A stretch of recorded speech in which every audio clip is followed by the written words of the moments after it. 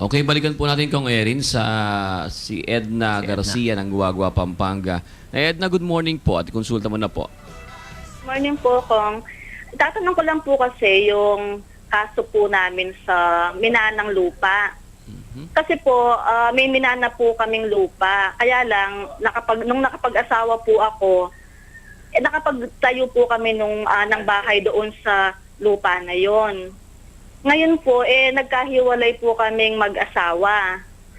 Kaya lang po, ang nangyari, ako po kasi yung umalis doon sa bahay. Ang naiwan doon sa bahay na pinagtayuan ng lupa, yung asawa ko. Paano po kaya ang pwede namin gawin? Kasi yung mga kapatid ko, naghahabol po kasi yung nga pong lupa na yun, minana po namin sa magulang namin. O yun, komplikado po yung kaso po ninyo. Edna, unang-unang tanong, kanino ba talaga nanggaling yung lupa at kung yan ay titulado? Sino may-ari? Yung pong magulang ko po. Kaya lang, ang may hawak po kasi, ang totoo po niyan, ako po kasi como nakababatang kapatid, ang nakakaalam po talaga doon sa mga titulo na yon, yung mga nakakatanda kong kapatid. Pero sa amin po yun, sa aming mga magkakapatid. Okay. Mana po namin yun. Ngayon, kung sigurado kang nakatitulo yung lupa galing sa magulang po ninyo, ang magmamana po dyan, yung mga anak ng magulang po ninyo, mga magkakapatid kayo. Kayo ang maghahati-hati sa lupa. So, walang masabi po natin, walang karapatan yung asawa ninyo sa lupa. Maliban lamang sa share ho ninyo. Ngayon, ang tatanungin rin po dito, kailan ho ninyo minana yan? Minana mo ba yan pagkatapos bago kayo kinasal ng asawa ho ninyo, o minana ho ninyo yung lupa pagkatapos na kinasal kayo?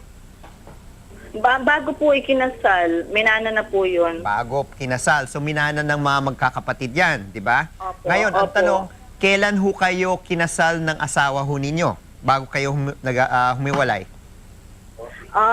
Anong taon? Kasi 90 ay Okay, sabihin na po natin year 1990. Kasi minana ho ninyo bago kayo kinasal, tapos kinasal po kayo 1990, considered part of absolute community na po yung share ho ninyo.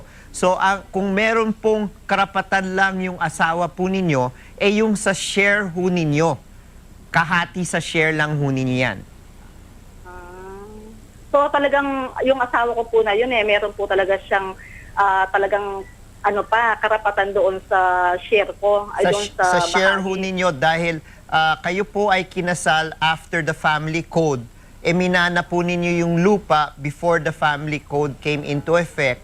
Naging absolute community po ang ownership of properties. So nung kinasal po kayo, what is yours is mine and what is mine is yours. So yung nangyari po dyan, yung kalahati ng minanaho ninyo, minanaho ninyo, kalahati pong yan ay pupunta sa asawa ho ninyo. Ganun po ba? Sige po, Kong. Maraming salamat po. Maraming salamat, Edna. June, back to you. Okay, maraming salamat Kong Erin at nabigyan linaw natin itong mga katanungan po ng ating mga kasambahay na minsan po talagang pag walang malalapitan, talagang mahirap sa kalooban niya, Kong Erin. Hanggang dito po, Kong Erin, sa buong linggo ito. Salamat sa Diyos at God willing Monday, muli po tayo magkukonsultahan sa ating po mga kasambahay.